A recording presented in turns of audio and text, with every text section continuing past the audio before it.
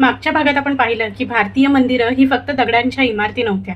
त्यांच्या रचनेत विश्वाची कल्पना, गणित, स्थापत्य आणि तत्वज्ञान यांचा संगम दिसतो. पण एवढी भव्य मंदिरं बांधताना सर्वात मोठं आव्हान होतं अचूक मोजमाप. नमस्कार, मी स्नेहल आणि साहित्य मराठीमध्ये आपलं स्वागत आहे. आज मार्केटमध्ये laser level, GPS, digital survey, उपकरणं आणि संगणक डिझाईन आहे. पण 1000 वर्षापूर्वीच्या भारतीय स्थापत्यकारांकडे यापैकी काहीच नव्हतं. तरीही मंदिराच्या रचनेत प्रमाण, सममिती, दिशा आणि भूमितीचा अत्यंत काटेकोरपणे वापर दिसतो.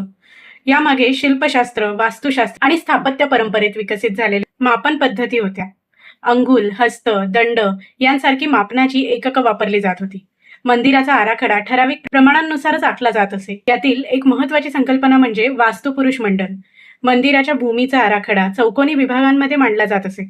प्रत्येक भागाला विशिष्ट स्थान आणि अर्थ दिला जात असे. म्हणजे मंदिर बांधण्यापूर्वीच त्याची भूमितीय रचना ठरवली जात होती. मध्यभाग, प्रवेशद्वार, मंडप, गर्भगृह आणि इतर भाग यांच्यातील प्रमाण हे केवळ सौंदर्यासाठीच नव्हते, तर संपूर्ण वास्तूच्या रचनेचा भाग होतं. आणि ही गोष्ट केवळ सिद्धांतात नव्हती.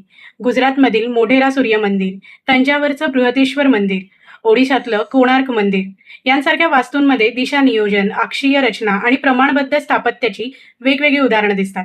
प्रत्येक मंदिर एकाच पद्धतीने बांधलेलं नाही, पण त्यामागे असलेली गणिती आणि स्थापत्यविषयक शिस्त ही स्पष्टपणे जाणवते.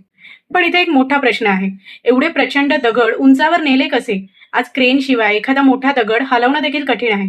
मग हजारो वर्षापूर्वी शेकडो टन वजनाचे दगड मंदिराच्या उंच भागावर नेण्यासाठी कोणतं तंत्र वापरलं जात होतं? आणि कदाचित याचं उत्तर आपल्याला एका विलक्षण प्राचीन बांधकाम तंत्रात सापडतं. रॅम्प आणि उताराच्या सहाय्याने दगड वर नेण्याची पद्धत.